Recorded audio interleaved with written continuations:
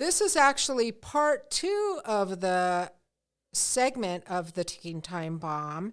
You can find part 1 on our YouTube page, Remotely Unique, on the website remotely-unique.com, and on Spotify, iTunes, and Amazon Music. Well, by then you probably had mastered putting on that face, right?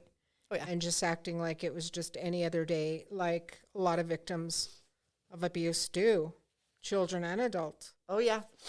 So hidden. My trauma was very much invisible. Very much invisible.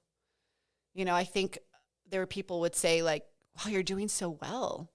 Look at you moving on. You've done this. My family this day. You did it all on your own. We're so proud of you. I'm like, if you guys only knew. Because I wouldn't tell them because I felt like I had to protect them. I didn't want people to worry about me. Right. And so now I tell them. Now I'm closer to my aunts and uncles, and I'm at a place in my life where I speak to them a lot, and we try to figure out answers, and they're part of my healing process. But at that time as a teenager, my brother and I didn't say a word. Little things here and there, but I didn't tell the story. What are some of the most important parts of your story that your little girl needs to be heard? Because that's a whole other part of you, right? It is. And she has come so far. I feel like I have 2 little girls. I feel like I have a 3 or 4-year-old because that was a different type of abuse. And then I feel like I have a middle school aged girl. And where I'm at in my healing right now, just so everyone knows, is my little girl, Mary, and I have done a lot of work on energy work and talk therapy and EMDR, where she's now in a happy place. And when I see her, she's always swinging her legs, and she's got a little lollipop in her hand, and she's just the cutest little thing. My middle school girl, we're starting to work on her now. So in my mind, she almost kind of looks like, for those of you who know Charlie Brown cartoons, like Pigpen. She's still filled with shame. She's scared. She doesn't have her voice just yet. And that's part of me dedicating this to her today, because it's like, well, here you are. And before I walked in this door, I was like, this is your story. Tell it right now. This is your chance to tell the world and to help others heal, so that other kids, and I say this as an educator because I see my students, you have a voice. Please say something. You're not going to be taken away. That was the other thing. I was scared I was going to be taken away and never see my family again if I told CYFD the truth. And that's not how it goes. And yeah, they could have taken me away. I mean, it was severe enough, but they weren't just going to throw me off somewhere. You know, I would have probably stayed with my grandma, which is where I wanted to be anyway. Sure. That's where I wanted to go. But as a kid, you don't know. And you hear all these horror stories and things like that. And, well, and there's also, children go through some of the most horrific things. I've done child abuse investigations before in my career, as well as all the work as a counselor. And children are loyal. Adult children are very loyal. So there's that. Then there's the guilt and shame from abuse, because with sexual abuse, a lot of times, and this is just really important to say, but for a lot of victims, there is arousal.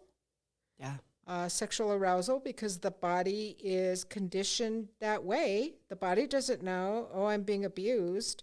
So there's that biological response or reaction. And so there's a lot of guilt and shame that people have to work through, and that silences children a lot of times and adults. I know one time I had counseled this woman that was continuing to have a sexual relationship with her brother into adulthood. And she hated herself for it and hated the whole situation. But, that dynamic between an abuser and a victim is so powerful and so ingrained. Yeah. So those are things that weren't a reality for you necessarily, but that silences a lot of victims. Well, and it was very confusing because there were things my dad did that I feel were good. Like he would tell me, Veronica, make sure you go to college. Don't do what I did. Don't just end at high school. School doesn't end until college ends. Get your degree. Get that piece of paper. Well, that stuck in my head, and that was one of the reasons I finished school. That was one of the reasons I went on to get my master's degree. And there were things like,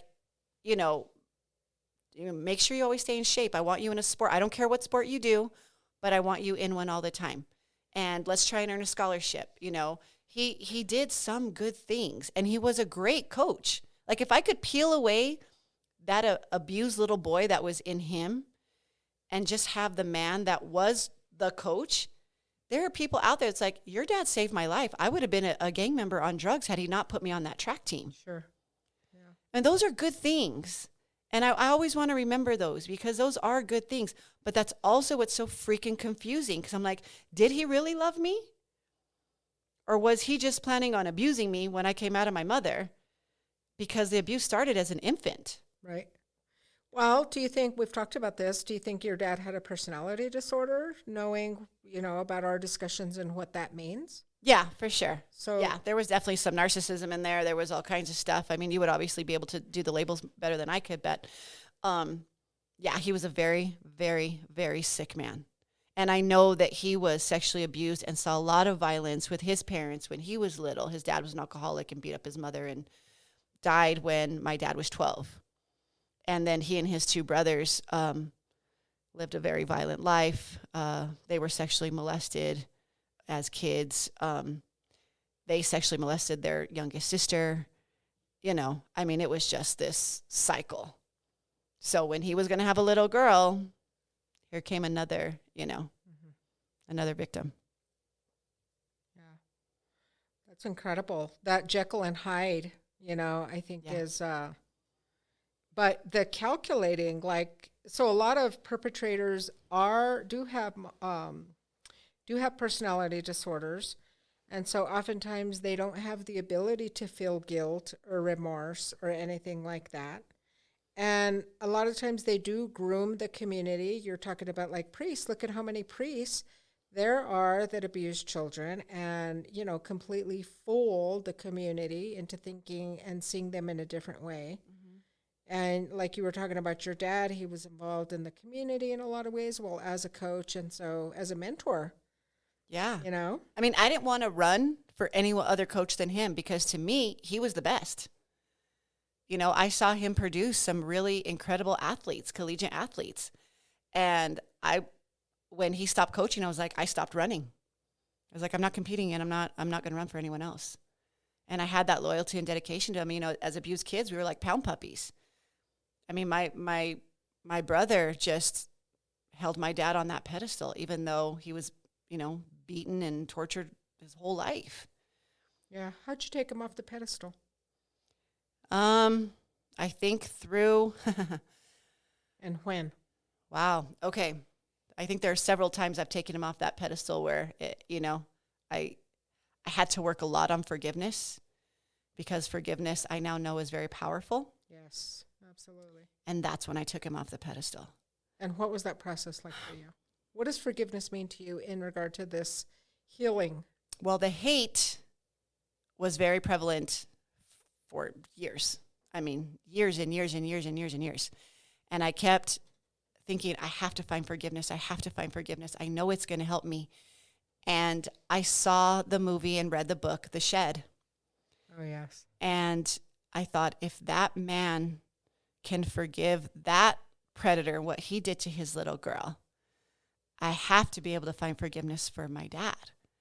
And I remember writing him a letter and just trying to figure out. After he had already passed away. Yeah. Oh, this was years. This was probably like 20 years. Having to figure it out. And I'd pray and I'd pray and pray and pray. And then just in working with you, I think what really helped was the intuitive guidance. The first time you did Reiki on me, this was before quantum alignment, of course, had been developed. You said your dad wants to be with you. His spirit wants to be with you. And I told him, get the hell out. She doesn't want your energy near you. Get out of here. Mm-hmm. And you told me, do the same. So when I left here, I got in the car and I was like, get off of me. I don't want you in my life. You did nothing but harm. Get the hell away from me. And then over time, as I started doing more energy work with you, and then you were training me to do energy work, and I discovered, hey, I'm an intuitive person. And I started seeing and feeling and hearing things. You told me your dad is finally changing on the other side. Right. His light is changing. He's safer now. And that's when I started to really find forgiveness, because I could see him and feel him in a different light, than in the dark human light that he was on this earth. And that's where the transformation started to come. Which was over years. Oh, I mean, this I'm was talking not just 3 years ago. months. Right. Yeah. Yeah. When I started that journey to becoming a practitioner. So the forgiveness card came out very recently, I would say within the last year and a half. And there are moments where I still get pissed, of course, Sure. you know, but I think overall, I see him and feel him in a different light. And But- how has that helped you and amplified your healing? Oh, just strengthened me. Strengthened me. Such a relief to finally be like, okay, he's in a different light. He's reviewed his life and knows. Now he knows what he did. I think that was the biggest thing. I wanted him to know and suffer the way I suffered. I wanted him to feel pain, and I wanted him to have the most horrific death. And he kind of did. I mean, poor guy, he basically choked to death. The tumor was in his lung, and it grew across his trachea. Oh, wow. So he basically, in time, suffocated because they couldn't remove it. And I didn't even see him when he died. I remember my brother said, hey, Dad's about to go. Do you want to come in the room? No, Wow. I was done. I didn't want to look at him. I didn't see him carry him out. One of my dear friends was with me, and he said, do you want to see they're going to take him? Do you want to see him? No. He goes, let's go in the backyard. And he took care of me. And we were 16, 17 years old. And here's my little boyfriend at the time. Well, you know, he's 6'4", but he's a swimmer too. And so now, you know, we talk about it now, and he's like, dang, Veronica, we were kids.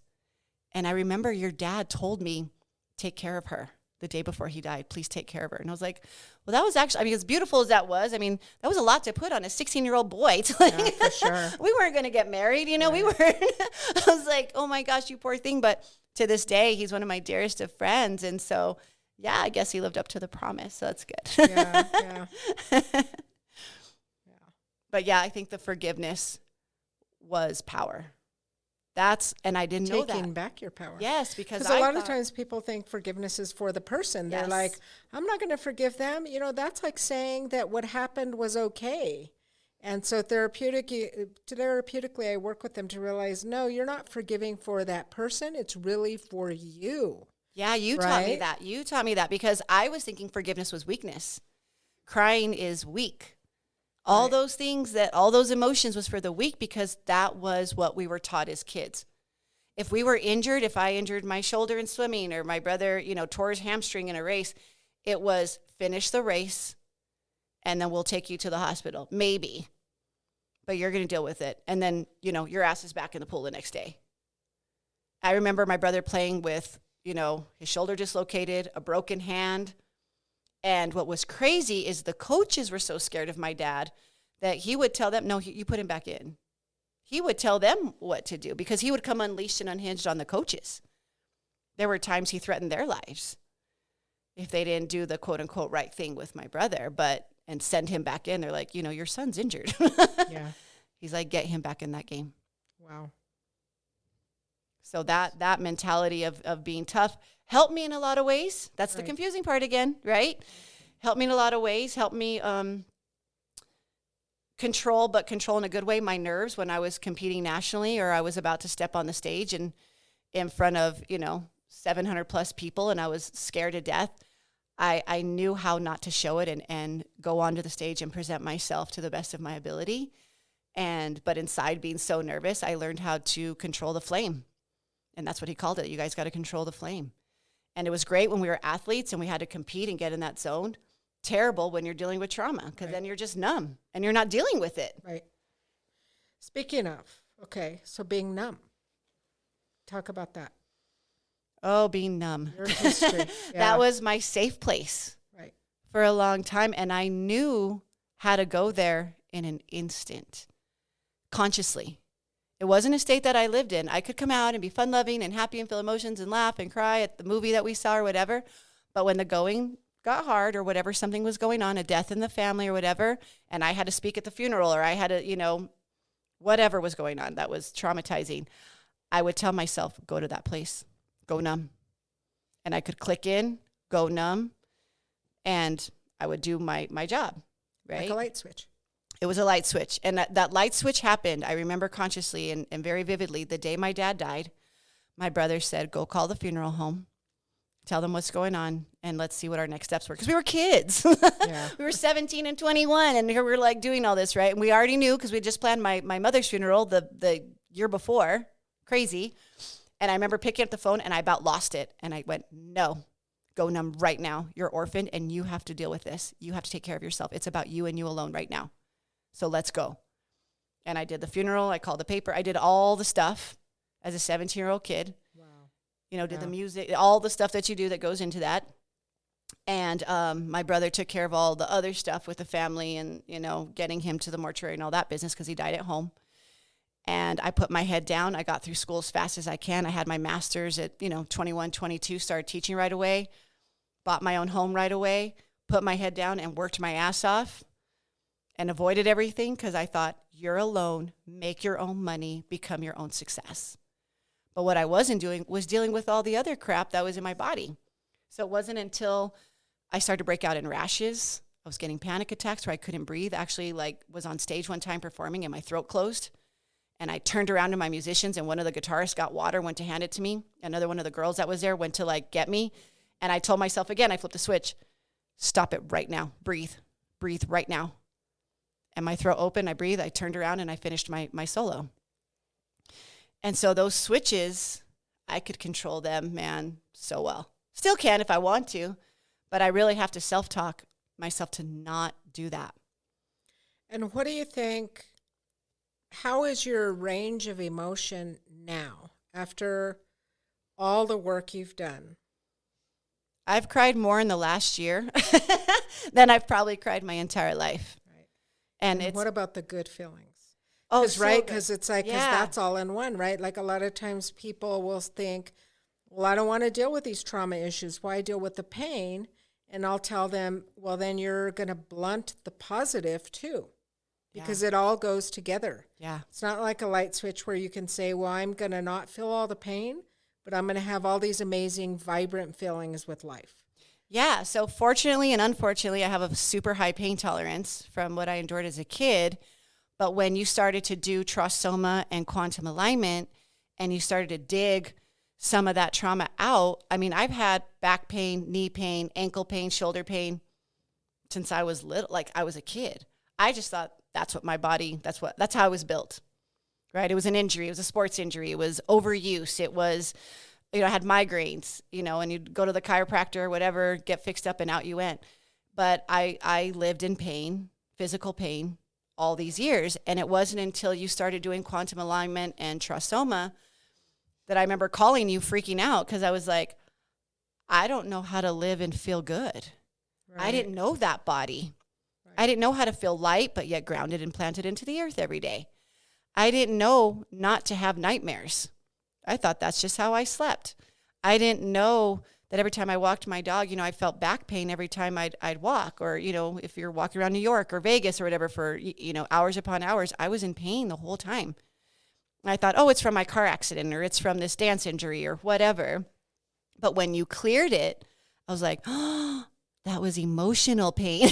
I didn't know the difference. Pretty amazing, isn't it? I didn't know the difference. Right. And we talk about this all the time, how miracles happen in those energy sessions. And they truly do. Right. To live, and I'm not pain-free all the time. It's a journey. It's not like it's not the light switch, right? But so much of it is cleared that I'm like, oh, I can walk 3 miles now with my dog instead of 1 before things start to hurt or whatever. It's just different. I don't know how to explain. It's just different. And accepting the pain. I mean, accepting the progress because, we did, can I share? Yes, please. Okay, please, so please. we did, Traumasoma and quantum alignment are both modalities that I've created. And I've done both with Veronica, and now she's a quantum alignment practitioner now for a little over a year. But the last, one of the most recent Traumasoma sessions, I could feel your body contort and get the sense that was from childhood trauma. It is fact that when a child is being abused, and this will be graphic and difficult for some people to fathom, but not for a victim. Victim will get exactly what I'm about to say. That the body is amazing in contorting to accommodate the abuse. I'll just put it like that. Yep. And so when I did, it was was it the last Trisoma? Maybe not. Maybe like 3 Trisomas ago, I think so. where we cleared a lot of stuff and her body contorted to go back to like normal. But I also got the sense that she was going to have a hard time just letting that stick, just letting that be. So in the moment, I told her that, and talk about your experience from that point forward. Yeah. That So, issue. yeah, when I left that day, I was like, whoa, I feel good. And that was great. And then the next day I was walking my dog and I was like, wait, I still feel good. Wait, I feel lighter. Wait, I feel this. And I started crying and I started to have a little bit of a panic attack where I texted you and said, I don't know how to feel good. Right. I don't know how to be happy, truly, truly happy, not the facade fake happy of what people have seen over the years, but truly in my heart was not hardened anymore. I walked around with a heart that felt hardened like a rock instead of a heart. Sometimes it felt like my heart had cement around it. Not being able to remote fully as a dancer. I wish I could go back and dance again because I just feel like I would just be able to connect more with an audience and show my true self, not the self I wanted the audience to see, but the raw self. And that's what flamenco does is when you step on that stage, it truly is who you are. You really can't hide. But I figured out a way. Yeah. I knew how to hide. Yeah. And I wish I could go back 10 years and dance again. If I did now, forget it. It would just be a comic relief piece. But Right. but yeah, but if I was in shape again and could do that, I just feel like I could finally reach that goal because I had so many physical issues as a dancer that my directors would tell me, you don't have enough turnout. Your right leg is always weak. We would joke that I had a right gimp leg. Well, now I know I was contorting that side of my body. I was folding it in to take the pain. Right. Because a little girl's not supposed to feel that. Right. You're not supposed to have that. Right. And it hurt me as a dancer and what I wanted to be and give to people. My dad was still affecting me 20 years after he was dead because my body was still in that contorted position. Right. That I couldn't fully express myself. And that pissed me off. I hated him again for that. So that's why I say I have forgiveness. But yes, there are times where I still get pissed off because those moments in my adult life. But it's okay to be pissed off. Absolutely. Like, that's normal. Absolutely. I mean, why wouldn't you be? But you don't get stuck there. No. We you talk about stay it. stuck there. Yeah. And I allow myself to feel. I think that's the other thing I learned when you peeled off some of the stuff. Right. Was, okay, if I want to cry, I'm going to cry. If I'm going to be mad today, I'm going to be mad today. Right. And then I can change my mood if I want to. But I'm going to feel what I'm feeling right now, and I'm going to acknowledge it first. And then I'll go to yoga or work out and do the things I want to do to put myself in a better mood if I woke up on the wrong side of the bed or whatever, right? Because we all have bad days. Of course. But now I acknowledge my bad days, and I allow people to know that I'm having a bad day, where before I just covered it. And I'm sure there are people out there that went, oh, no, we knew. We could see it, but we left you alone. But I wouldn't admit it. I wouldn't say it. I would just flip the switch to numb and got to go to work and do your job. Well, even for a lot of years in therapy, you weren't completely open. No. There were things, and I've known you over 20 years. Mm-hmm. And really until about, I don't know how many years, but really very recently, I want to say the last 3 years. I would say. When you've started having me work on you through energy work and body work, have you told me a lot of things even about your current life. Yes. That you hid. So I think one of the messages for counselors out there is that we don't know our clients in 50 to 60 minutes a week. And if you're just going to rely on talk therapy, it's so easy to navigate around, right? You're not going to know the person. I think started to really get to know some of that by doing energy work, because energy doesn't lie. Nope. The body doesn't lie. No, thank God. Yeah, thank God. Because Right? then the real healing can happen. Because sometimes I didn't even know I was hiding. I was so trained to Oh, hide. yes. Yeah. I was so trained to not tell that's what I think survivors need to know, is that carries into our adult lives, where we think not to tell anything. And some stuff you should tell, even happy things. Right. Like even if I was going to a concert, I didn't show emotion like, I'm so excited to go out of town and go to this concert. I was like, yeah, I'm going to go see so-and-so in concert. Right. Where and this is like my favorite artist and I couldn't wait to be there and all that. I felt it inside, but I was scared to say it. Yeah. And those are good things that you can say. So it's not just even hiding your intimacy issues or hiding, that you're angry that day or pain. It's also hiding the good. Right. And I had to learn that whoever are my friends or, if I have a boyfriend or whatever, I'm no longer going to hide. And they need to know that. I'm no longer going to be put in a position where I feel like I'm in a corner. Hallelujah. Thank God, right? I mean, yeah, talk about miracles. Yes. And this is 20 years of a journey, and I'm not done. I feel the journey never ends. Oh, yeah, for sure. Never ends. That's the beauty of it, too, though, Yeah. right? Yeah. Because I always think how boring life would be, Yeah. But I want to definitely acknowledge your children. So before becoming a holistic practitioner, the term inner child, I've done inner child work for my whole career, but not the same as a holistic practitioner because as an intuitive person, I've seen Veronica's kids. I've seen her little girl, little 3 or 4-year-old, and I've seen her adolescent and communicated with them, definitely made them part of the healing work that has been done. And it's been like amazing, like beyond, just beyond words, really. So talk about that because we've engaged about that in the moment and after. Yeah, the first time we acknowledged my little girl was during the one-on-one yoga trauma therapy session. Right. She was there and she was scared. I remember you told me. And this was before I knew I was intuitive, I think. I don't think I had taken No, your you class didn't, yet. no. And so I was going off of everything that you were telling me. And she was there. And I remember you told me when you go home, you take care of her. Take her for ice cream. Take her for your dog walk with Beatrice. Take her, and Be intentional about it. be intentional. Yeah. And I started to do that. And then I could see her. And then when I took your class and I started discovering my intuition and being able to connect with spirit and all these things, this is kind of my coming out party for that, I guess, too. I haven't really, sorry guys, I haven't really told everybody about let's this. just do this. Yeah. So you guys are learning so much about me today. Again, I'm no longer hiding, right? This is my coming out party. But yeah, I could see more. And then when I started to work with clients, that was healing for me because I saw the trauma come off of them and watching them be lighter yet grounded, happier. They were going through it was parallel worlds, right? They were going through the same thing I was going through it was almost like not just having a client, but a team member. I'm like, no, I get you. And I remember you told me this, Mary. You said you were protected coming out of that womb because God knew this was going to happen to you. Right. And the reason, we always want that reason, right?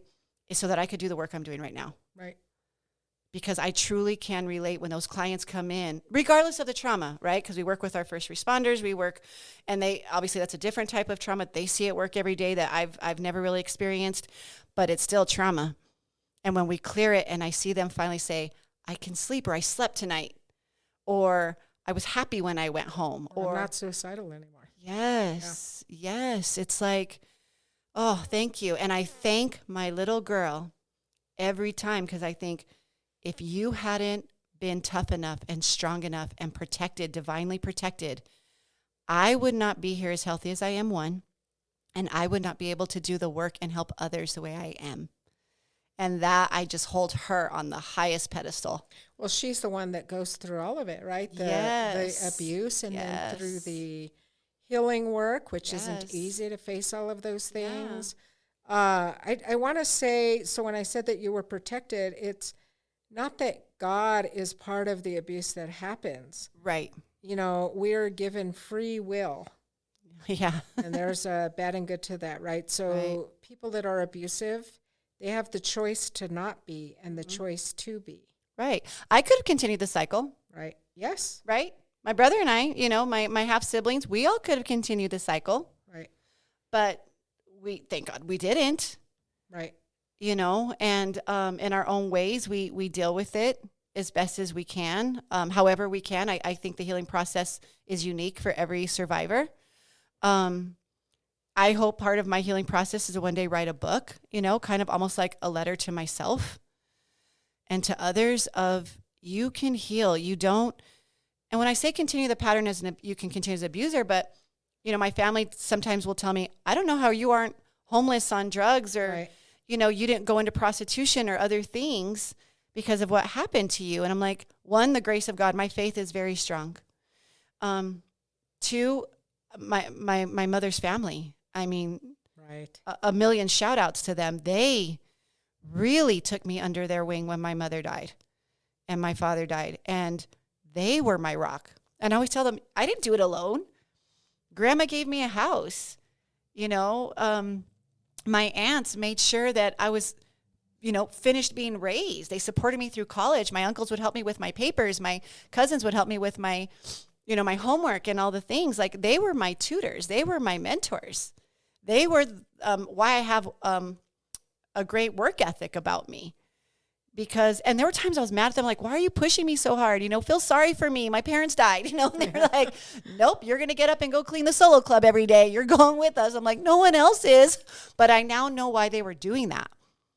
I had to develop those skills at such a young age because I was on my own and I needed to take care of myself. And I laughed at my grandmother passed a couple of years ago, and at her funeral, I joked with the family because the big joke in our family is who was the favorite, right? And I always claimed that I was, of course, because she told me, what would she say? She would say, Winnie's the smartest because she never got married. and she owns her own house. And I think that's so to her, I guess I hit the lottery because I never got married and I own my own house. And that's why I was the favorite.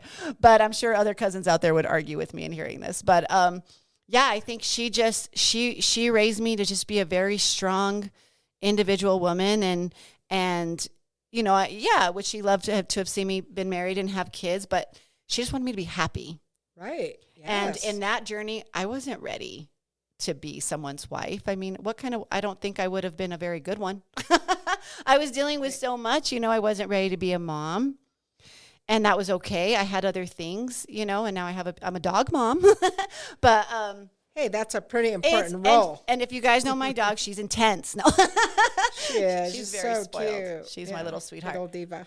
Yes, she's my little diva. But I'm just thankful I don't have to put her through college. But but yeah, I think that just that community support really, really, really, really, really strengthened me and helped me in my darkest of times. When they didn't know what was going on, they still showed up. Even though they may not have known everything I was going through, they showed up every day. Well, they were consistent. It Very sounds consistent. like, and so that catches you when you fall, even Yeah. if they don't know that you've fallen, Yeah. because you're really good about hiding it, or you were. Yeah. Now you just let yourself be. And, Yeah. I mean, had I done this However you interview 2 years ago, I probably wouldn't have cried. Right. Yeah. Yeah. Well, yeah. I was trying to think how long it's been since I saw you cry. I saw you earlier on in treatment, but Only with you. not like you do now. Now you cry freely. If you need to cry, you cry. Yeah. Yeah. And I think that's beautiful. Yeah, and I always used to think I hated crying because it would give me a migraine or I'd get a headache and then my eyes were swollen the next day and everybody would know, right? Everybody knew. And I would fake and go, oh, my allergies are so bad today. But they didn't know I was crying all night. Right. So I hated to cry. So I would make myself not, or I would get in the shower and cry because I felt like the water rinsed it out. So I wouldn't get a headache, right? But now when I cry, I actually feel a glow when I'm done crying, when I'm done purging, because now I set the intent of get it out. Your body's purging, allow it to purge. And I don't have swollen eyes afterwards. I actually feel like I'm glowing and I feel better.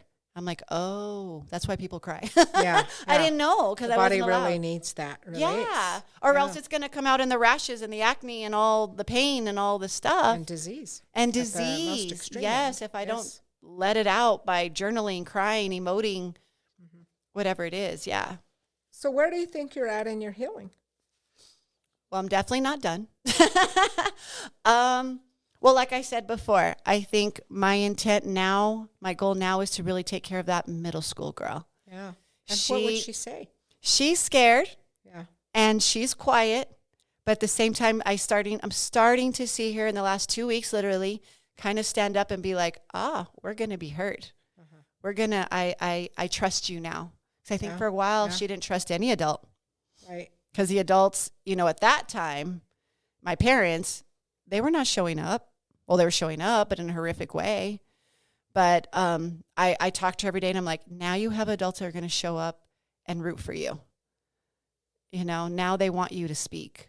So say it. This is it. This is your time. You've got a platform. Speak your mind. And that's, as an educator, I come across students who have been abused and they're not ready to talk about it. And one-on-one, they'll tell me that they're being abused, and I'm like, who is it? And they'll just say, I'm not ready. I say, okay. I go, but you have a voice. When you're ready, please speak. I don't want to force it. I know what it's like when it's tried to be forced on me.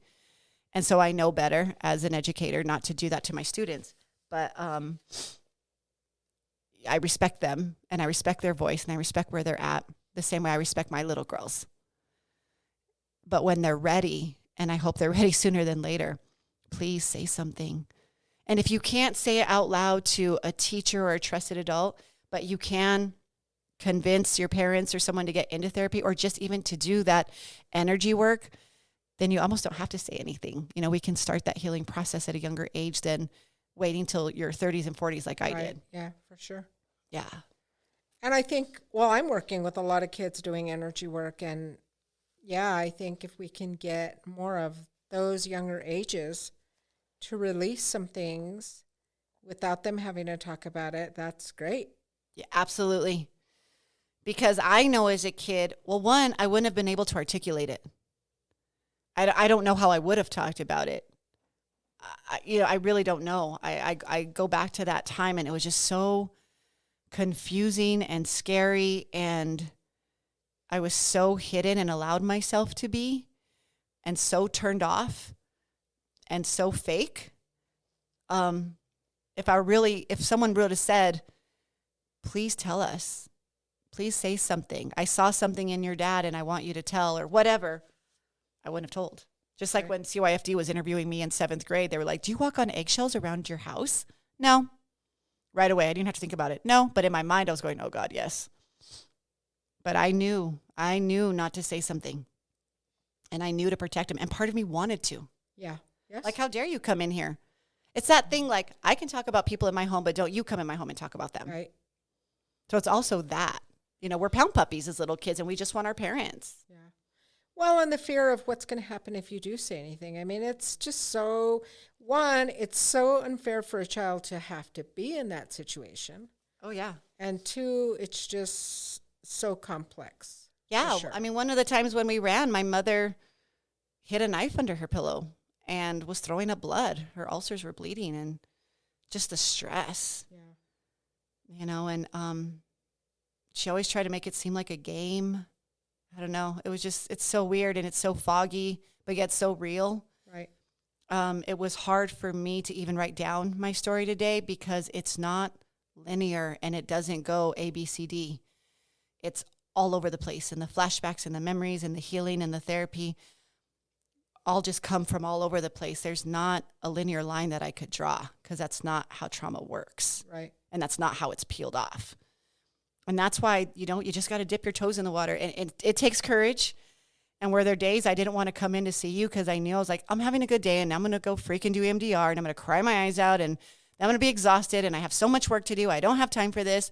I went to those places sometimes, but I made myself come in anyway. I'm like, you're going to feel better. Just freaking go in and get it done.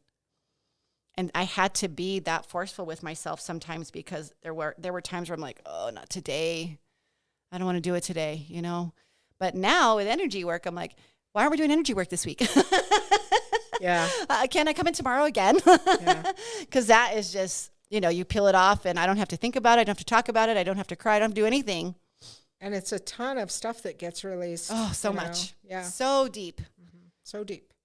And then I can sleep. This is great. That's the goal. It's like, oh, that's great. And that's, I think, another goal of mine too, when you ask where am I at, is just to really be able to rest and sleep without overthinking at night, or having, because sometimes the stress dreams come up. They're no longer nightmares. I wouldn't call them that. but just stress dreams Right. from those times will come up. So much more manageable. Very much. Very much. Yeah, definitely better, but still wakes me up and I can't go back to sleep. It's this whole thing. Yeah. Well, I may have to have you come back on sometime in the future and hear more from your little kids in terms of what they need to say. Your adolescent. I think the last time we did Trosoma, I said, what did I tell you? She really needs to be able to trust you and know that you're basically like that you're not going to back down, that you're going to, be there to hear what she has to say. Exactly, because that's what, when I go back and putting myself back in her body, I just remember like looking at my mom like, toughen up, let's go. Let's get out of here, come on. And like I said, I was the mouth. I was brave enough to tell my dad a few things. Even as a kid, I would quote unquote answer back. And I was a little rebel without a cause a little bit, but I think that saved me in a lot of ways. And my brother was the one who was yes sir, no sir, and took it. But yeah, I think you're right. Yeah, she wants us adults to show up and stand up for her Right. and be honest with her and truly care for her Well, I without any think you confusion. adults, but you in particular. Remember Oh, when yeah. I told you that and you were Yes. like, oh, no pressure. Yes, of course. No pressure at all. Yeah, and so I practice showing up for her every day because she deserves that. Yeah. How do you feel to let all of this out today?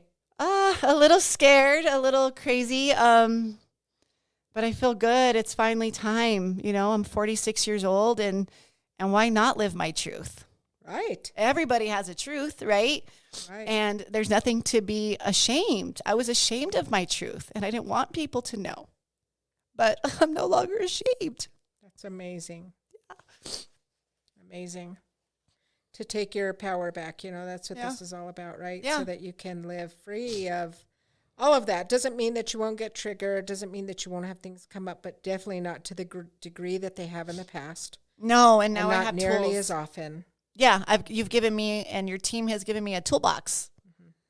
And then there's people I can reach out to right away. That when I have those days where, and I have dark days, of Right. course I do. Of I course. went through a lot, but I know how to clear the cloud, I guess I should say. Yeah. Well, and it's just paved the way for you to become the amazing holistic practitioner that you are, right? Because without working on all your trauma, then that would limit and restrict how much, like I always tell people, we can only take our clients as far as we've gone. Yeah. And so the same is true, I believe, with holistic Yeah. practice, that we can only take our clients, we can only work on a body as far as we've gone in our own healing. Absolutely. And I mean, for those of you listening, please reach out to Mary and her team. I mean, they are no joke, and they have saved so many lives. I've talked to first responders that have said, I would not be alive if it wasn't for this woman. So Mary, all respect to you and your team. Truly, truly, truly, I wouldn't be alive too. I want to say that to you. Thank you. Well, it's been amazing to watch you grow to the degree, and we're not done yet, right? Nope. Yeah. And amazing to have you part of the team, and trust not only your skill and ability, but just you as a person. I trust you 100%. Thank you. And, yeah. And I only look forward to all the amazing growth that you're going to continue to do. I'm so excited. I think that's the big thing. Once you get over the big hump, which Yeah. I feel like we've gotten through the Yes, major I stuff. agree. There's just so much light, you guys. There's just so much light. Don't be scared of the other side like I was. And it may take years. There's no switches to flip. Well, that time is going to pass anyways. Yeah, might as well No, heal I during mean, it, right? yeah. I always tell my students that 4 years is going to go by anyways. Go to college, Right, yeah. or go to trade school or whatever. So that's why I tell now as a healer is that time's going to pass anyway. You might as well heal and do some work, Right. than sit in your trauma. And not have to do it alone. That's the No. big thing, is really having someone to walk with you through that, someone to guide you on those days where you can't see clearly at all. Right, And, right. not having to go through all of that alone like children do. Yeah. Go through it all alone. Even just starting my Instagram page recently, I remember you were like, you did it. That was part of me coming out of the intuitive closet. But if you guys please follow me on Intuitive Energy Practitioner. That's my Instagram. And I haven't been great at posting. Mary's on me about that, guys, but I'm working on it. But yeah, or you can find me under Facebook too. Please reach out. I would love to hear from each and every one of you. If you need that person to call to be the bridge and the connection to Mary and her team, and now me being a part of the team, please hit me up. I am Me Intuitive Energy Practitioner, or on Facebook, Veronica Torres, and let's heal together. We're all on this journey. Absolutely. It'd be beautiful. Absolutely. Thank you so much, Veronica, for being with us today. Your story was very powerful for me. Every time I listen to it, I'm very moved by it. And thank you for being willing to share. You can find this segment, part 1 and 2, on our YouTube channel, Remotely Unique, on our website, Remotely-Unique, on iTunes, Spotify, and Amazon Music. Thanks a lot. You have a wonderful rest of your day. Take care of yourself and each other. Bye for now.